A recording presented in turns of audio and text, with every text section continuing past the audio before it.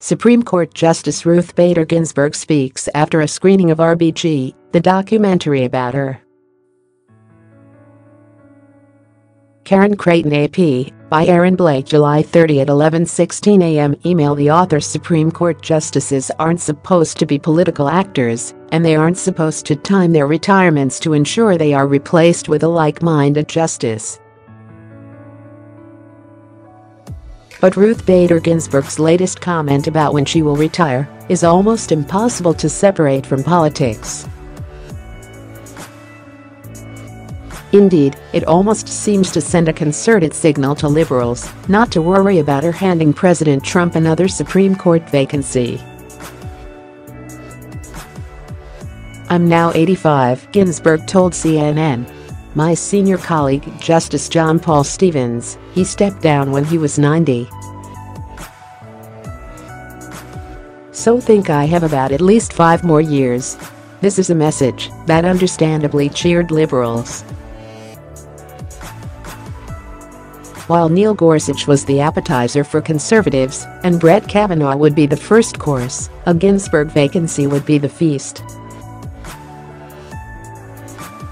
Unlike Trump's first 2 nominations to replace GOP appointees, replacing her with a conservative justice would clearly and unmistakably solidify the right's hold on the nation's highest court for years and possibly decades.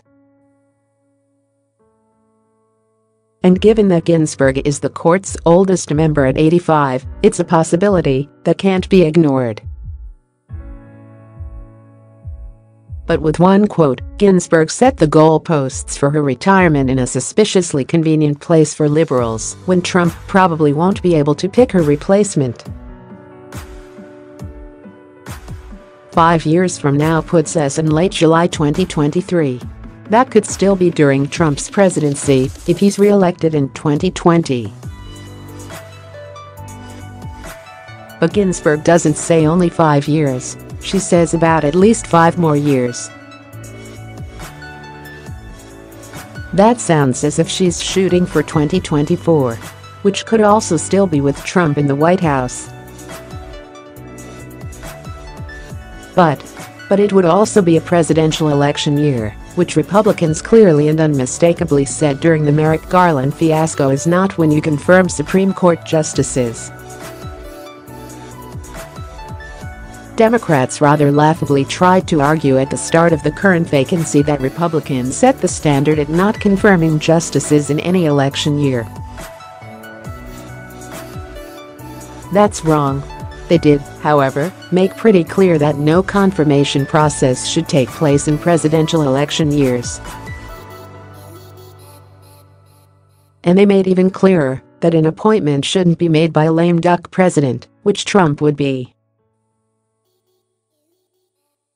"We're following the Biden rule," Senate Majority Leader Mitch McConnell, our Kentucky, said at the time, talking to Fox News Sunday host Chris Wallace.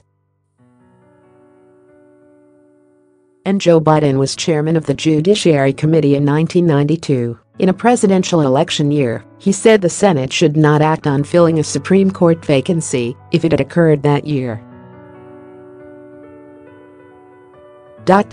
So, all we're doing, Chris, is following a long-standing tradition of not filling vacancies on the Supreme Court in the middle of a presidential election year. McConnell added at another point, "I believe the overwhelming view of the Republican conference in the Senate is that this nomination should not be filled. This vacancy should not be filled by this lame duck president." Ruth Bader Ginsburg be like, "You will pry this black robe out of my cold dead hands." https://t.co/s2cytpgmj Atima Amara, at Atima Amara, July 30, 2018. Antonin Scalia died in early 2016, mid-February, meaning that it would be very difficult for Republicans to justify any replacement in 2024 being confirmed. Democrats have gone too far in accusing Republicans of hypocrisy on Kavanaugh's nomination, but confirming a justice in 2024 would clearly go against just about everything Republicans said 2 years ago. Which isn't to say that they wouldn't try. If the Republicans still have the presidency in the Senate, they wouldn't need any Democratic votes to confirm Ginsburg's replacement. And the payoff for them might be worth doing something nakedly partisan and hypocritical.